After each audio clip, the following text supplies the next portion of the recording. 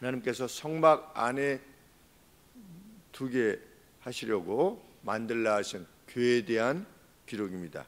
그래서 길이가 1.25m다. 한 이만할 것 같습니다. 여기서부터 한 이만하게 1.25m, 그리고 넓이가 75cm. 요거보다 조금 더 넓을 것 같고요. 그리고 높이가 1.5m. 그런 형태의 어떤 그 상자 형태의 귀였습니다. 그런데 그것이 안과 밖이, 이 밖도 그렇고 이 안쪽도 그렇고 순금으로 덮어라. 금에 대해서 언급하기도 하고 퓨어 골드라고 하는 표현을 쓰는데, 속죄소는 특별히 퓨어 골드로, 순금으로 해라. 그러니까 더 중요한 의미가 부여되어져 있다는 것을 알게 됩니다. 그래서 4개의 금 링들이 주물되어서 2개씩 양쪽에 고정해라. 그러니까 이렇게 이게 전체적으로 이렇게 생겼다면 이쪽 어디에 그 고리를 만들어 가지고 이렇게 2개씩 양쪽에. 그래서 그 다음에 아카시아 나무로 된 막대기들을 만들어서 그것을 금으로 씌운 뒤에 그 막대기들을 이제 막대기를 기르면 여기다 이렇게 그 고리에 끼워서 그것을 빼지 말아라. 거기에 고정시켜 놔라. 그래서 그 상태로 교회를 운반하도록 하라. 이렇게 말씀하셨습니다. 그리고 이 교회 안에는 하나님께서 주신 증거판, 곧 십계명 2 돌판이 위치하도록 하라. 그렇게 하신 뒤에 그 상자 같은 형태의 궤를 만든 다음에 정작 중요한 것은 이 상자 위쪽 편에 있는 속죄소입니다. 그래서 속죄소에 관계되어진 내용이 17절에 정금으로 속죄소를 만들 때 이 위쪽 편이지요. 위쪽 편인데 뚜껑이 아닌 겁니다.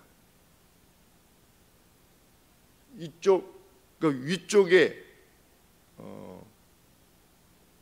금으로 만든 속죄소라 일컬어지는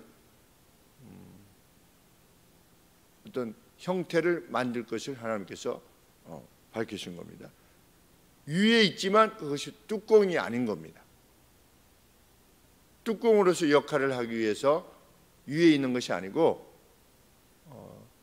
자비의 보좌, 이 역할을 위해서 위에 만들라고 하는 것입니다.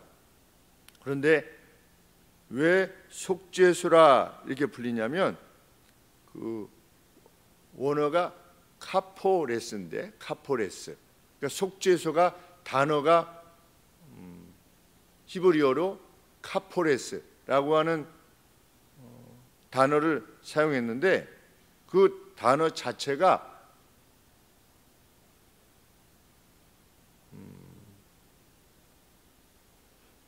죄를 덮다라고 하는 동사에서 나온,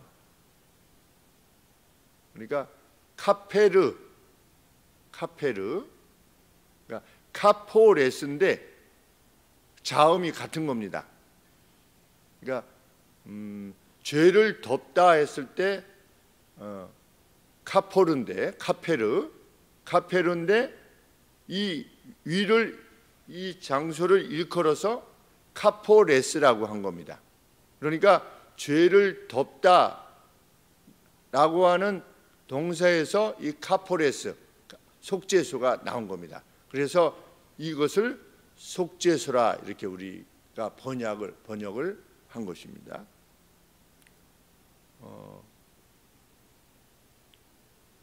거기서 속죄가 이루어졌기 때문에 죄를 덮는, 우리가 사랑은 허다한 죄를 덮느니라 이렇게 되어 있는데, 이 덮다고 하는 것은 그냥 없던 채로 해준다 이것이 아니라 죄를 극복한다, 이겨낸다 이런 뜻인데, 이 카포레스도 속죄소, 하나님이 우리의 죄를 덮어주시는, 극복하게 하시는 그 장소다. 그래서 속죄소라 이렇게 불리는 것입니다.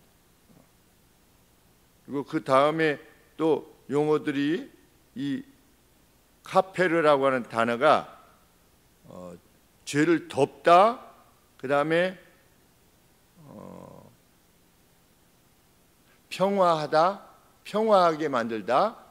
하나님과 우리 사이를 평화하게 만드는 겁니다.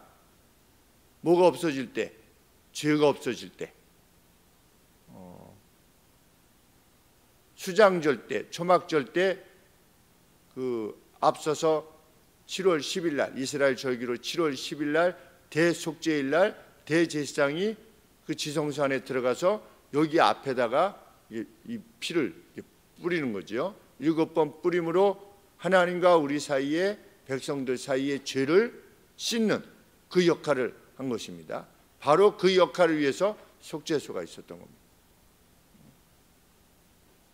그런데 그것이 지성소의 중심인 겁니다. 그 지성소라고 하는 공간의 중심에 있는 것입니다. 21절에 보시면 너는 속죄소를 궤 위에 위치하게 하고, 뚜껑이 아니라는 거죠. 속죄소를 이 궤 위에 위치하도록 해라. 그러니까 별도의 그 어떤 것이라고 하는 것을 말하고, 그 중요성으로 인해서 순금으로 해야만 된다. 이 위는, 위쪽은 순금으로. 그리고 역대상 28장 11절은 지성소를 나중에 솔로몬이 지었을 때, 하나님의 전을 지었을 때 그 지성소를 무엇이라고 불렀냐면 속죄의 집이라 이렇게 불렀습니다. 속죄의 집. 그러니까 카포레스의 집. 카포레스가 이거죠. 이제 속죄의 집이라 이런 표현을 했습니다. 그러니까 이 언약궤의 가장 중심되는 역할이 뭐냐? 속죄에 관계되어진 것이다 라는 것을 알게 됩니다. 하나님께서 이 궤 안에다가 증거판들을 두어라. 십계명이 기록된 증거판들을 두어라. 그래서 이 테스티모니라고 그러는데 증거 또는 언약 이렇게 표현되어집니다. 증거라고 하는 표현되어지기도 하고, 언약, 하나님과 우리 앞에 하나님과 이스라엘 백성 사이에 언약을 맺었습니다. 무엇을 근거로 해서 언약을 맺었냐면 십계명과 그 부속 계명을 통해서 너희가 이것을 지키면 내가 이렇게 할 것이요, 너희가 지키지 않으면 내가 이렇게 할 것이다 라고 언약을 맺으셨지요. 그런데 그 언약의 핵심이 되는 십계명을 이 속죄소 밑에 이 궤 안에 넣는 겁니다. 그래서 이 궤를 뭐라고 부르냐면 언약궤다 이렇게 부릅니다. 언약궤. 이 언약이 이 안에 들어가 있는 거죠. 하나님의 증거판들이 이 안에 있어서 언약궤라 이렇게 읽었습니다. 그래서 하나님께서는 이 테스티모니, 이 언약의 내용을 기초로 해서 이 안에 언약이 들어있지 않습니까?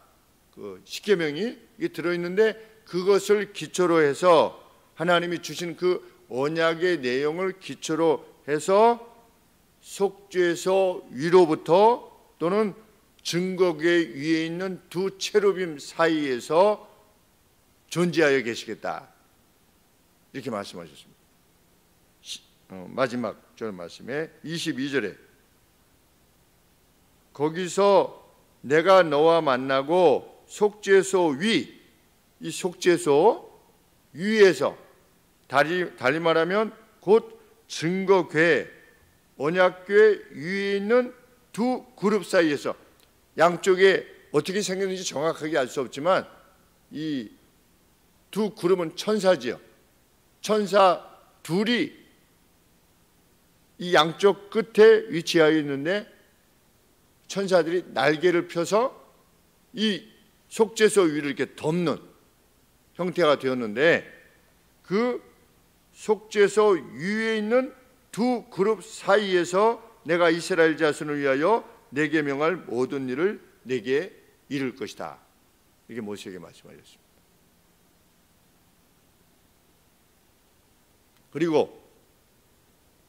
그런데 하나님께서 그 두 그룹을 만들 때 어떻게 만들었는지 모르겠습니다. 쳐서 만들어라 그랬습니다. 쳐서 만든다고 하는 것은 해머로 두들겨서 만들려고 하는 겁니다. 그러니까 만들어가지고 여기다가 붙이지 말고, 붙이는 어떤 그런 형태나 아니면 주물로 만들어가지고 여기다가 올려놓는다든지 이렇게 하지 말고, 그 그룹을 해머로 이렇게 쳐서, 일일이 쳐서 이것과 속죄소와 연하게 해라. 그러면 이 속죄소 위에 순금으로 이렇게 만들어야 되는데, 순금의 천사 형태가 이렇게 날개 형태가 있는데 이걸 다 손으로 이게 두들겨서 만들려고 하는데, 어떻게 만들었는지는 참 그 기술이 어떤 기술인지 알 수 없지만 그렇게 하나님께서 명령하셨습니다. 왜 그렇게 명령하셨는지 정확하게 알 수는 없지만 하나님께서 그렇게, 그러니까 이 부분이 특별히 중요한 겁니다. 이 언약궤 내에서도 이 속죄소 자체가 별도로 아주 중요하다는 것이죠. 그래서 역대상 28장 2절에 보시면 이 속죄소가 바로 하나님의 보좌요 하나님의 발등상이라 이렇게 표현했습니다. 이 속죄소가 하나님께서 딛고 계시는, 아니면 하나님께서 앉아 계시는, 하나님께서 임재하여 계신 보좌가 어디냐? 이 두 그룹 사이에 천사가 이렇게 날개를 하고 천사의 얼굴이 이 속죄소를 향하게, 그러니까 만약에 이게 제가 천사면 날개를 이렇게 한 다음에 이렇게 한 거죠. 이 속죄소를 향해서. 그러니까 이 사이가 하나님의 보좌가 되는, 그래서 천사들조차도 어떻게 할 수밖에 없는, 이렇게 고개를 숙이고 이렇게 할 수밖에 없는 이러한 형태로 속죄소를 만들게 하신 겁니다.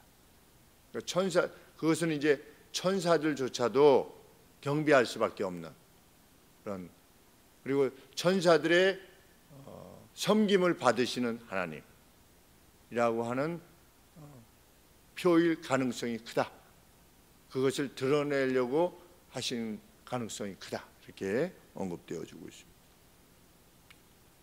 이렇게 살피다 보면 하나님께서 원하시는 바가 무엇이라는 것을 알게 되죠. 하나님은 이스라엘 캠프 중앙에 계시기를 원하는 겁니다.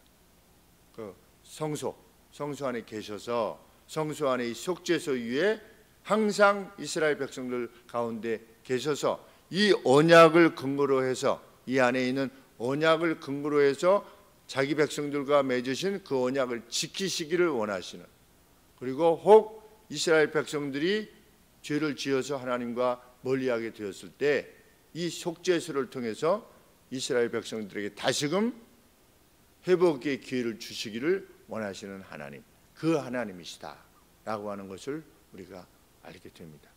오늘 교회로 말하면 하나님께서 우리들의 교회들마다 함께 하셔서, 그 중앙에 함께 하셔서 외쳐지는 말씀을 통해서 하나님의 거룩한 뜻이 이루어질 때에 하나님께서 그 백성들에게 왕이 되어 주셔서 그들을 보호하시고 이끄시는 분으로서 역사하시기를 기뻐하시는 신이시다 라고 하는 것을 우리가 알게 되는 것입니다. 정말 그렇게 교회가 주어져 있다는 것, 얼마나 감사하고 기쁜 일인지 알 수 없는 것입니다. 기도하겠습니다.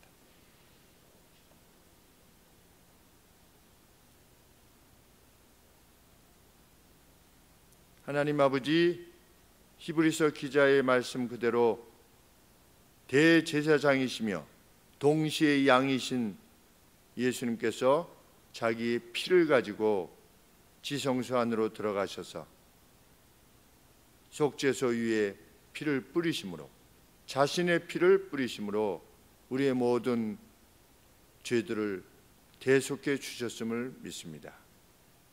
그리하여서 영광의 보좌에 앉으신 하나님께서 우리의 왕이 되어 주시고 그의 보호와 위로를 받게 되는 주님의 거룩한 백성이 되게 하셨사오니 감사합니다.